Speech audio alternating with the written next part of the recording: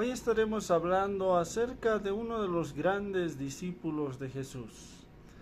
Estaremos hablando de Simón, a quien Jesús le cambia el nombre por el nombre de Pedro, que significa piedra, ya que Jesús quería convertirlo de una persona que era inestable emocionalmente a una piedra.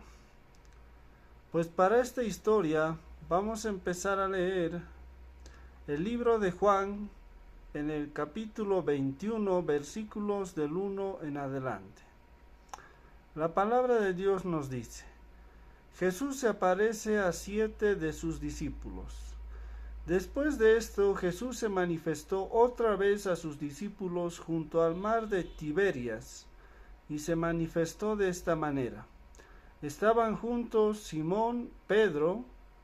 Aquí podemos darnos cuenta que ya se le nombra con sus dos nombres. También estaba Tomás, Natanael, los hijos de Zebedeo y otros 2 de sus discípulos.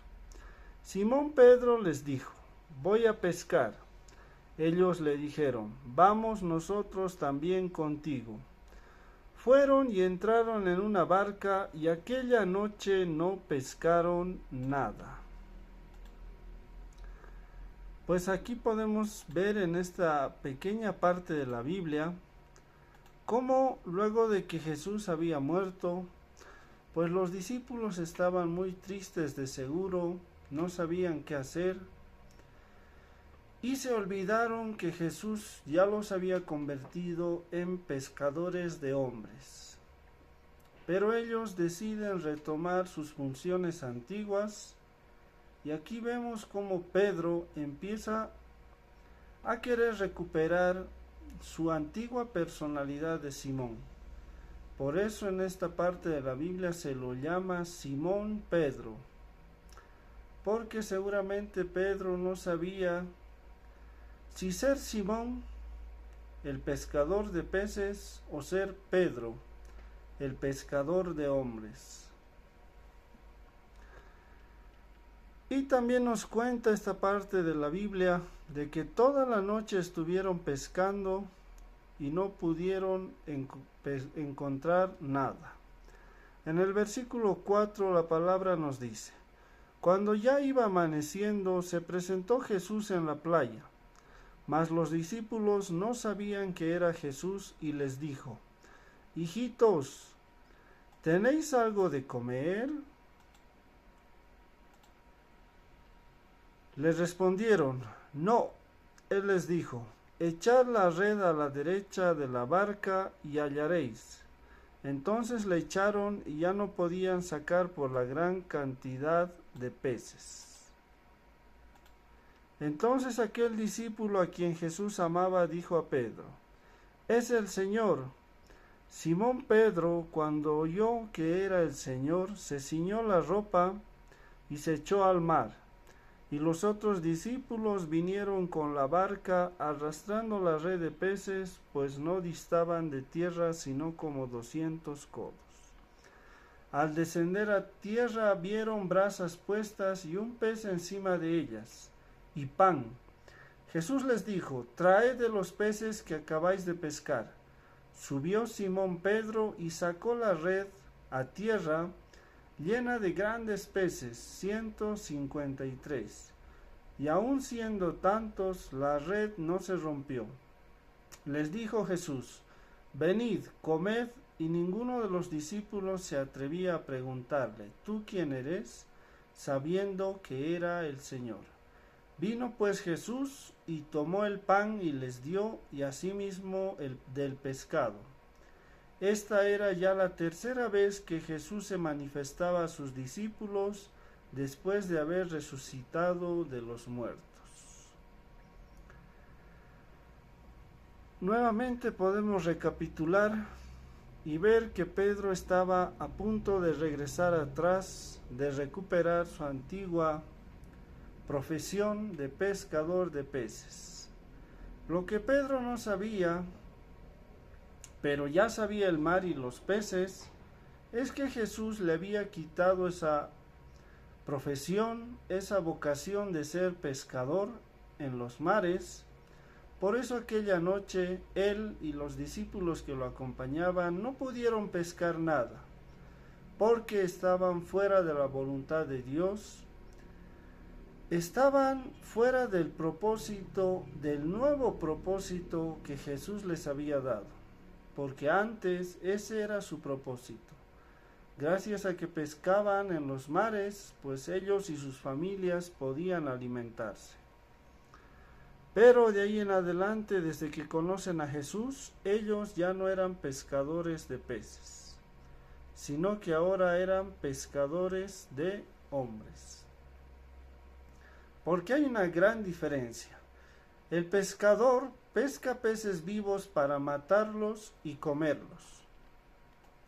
Mientras tanto, el pescador de hombres pesca hombres muertos para traerlos a Dios y que revivan y sigan pescando más hombres. Por lo tanto, también esta parte de la Biblia nos enseña que si nosotros estamos fuera de la voluntad de Dios, fuera del propósito que Dios tiene para nuestra vida, pues aunque nos esforcemos, aunque estemos toda la noche trabajando, o toda una vida, por así decirlo, pues lastimosamente no vamos a ver resultados. Pero si por el contrario nosotros buscamos la voluntad de Dios, hallamos el propósito que Él tiene para nuestra vida y nos dedicamos en cumplirla, pues vamos a ver resultados milagrosos extraordinarios. Porque si bien esa noche tanto Pedro como los discípulos que lo acompañaban fallaron en su pesca, pues luego de Pentecostés, luego de que ellos recibieron al Espíritu Santo, ese mismo día Pedro predicó y se convirtieron 3,000 personas. ¿Se imaginan ese dato? En ese día pescó 3,000 hombres. Sin duda alguna fue su pesca más exitosa, pero dedicándose al nuevo propósito que Jesús le había dado, que era pescar a hombres.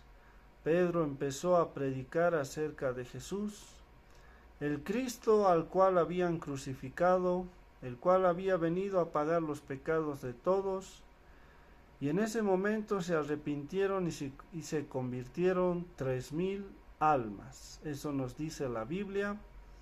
Y ahí podemos ver la gran diferencia entre hacer la voluntad de Dios y no hacerla. Esperamos que este mensaje te sirva para que tú puedas acercarte a Dios con un corazón arrepentido, pedirle perdón por tus pecados y recibirlo en tu corazón como tu Señor y tu Salvador. Si tú proclamas con tu boca y lo recibes en tu corazón, pues heredarás la vida eterna. Y si tú quieres hacer esa poderosa oración, pues este es tu momento. Solamente debes cerrar los ojitos y repetir conmigo la oración que viene a continuación. Dios Padre, te doy gracias en este día por este mensaje. Te pido perdón por mis pecados. Te pido que cumplas el propósito que tienes en mi vida. Ya no quiero seguir luchando por mis sueños si no están en tu propósito, en tu voluntad, Señor. Te pido que escribas mi nombre en el libro de la vida. Señor Jesús, te recibo en mi corazón como mi Señor, como mi Salvador, y te doy gracias por haber dado tu vida en la cruz por mí. Te pido que hagas tu voluntad de aquí en adelante y que quiero conocerte cada día más. En el nombre de Jesús, amén. Si tú hiciste esta oración, pues déjame decirte que la Biblia nos dice que hay fiesta en los cielos por una persona que se arrepiente.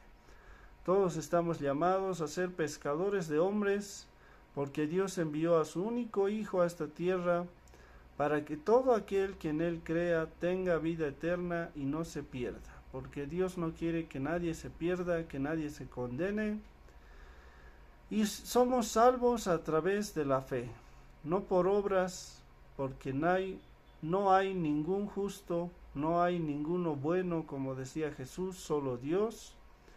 Pero si tenemos fe en que nuestros pecados han sido pagados en la cruz del Calvario por Jesús, pues Él es nuestro abogado frente al Padre y recibiremos el regalo de la vida eterna. Que tengas una semana bendecida. Mi nombre es César. Chau, chau.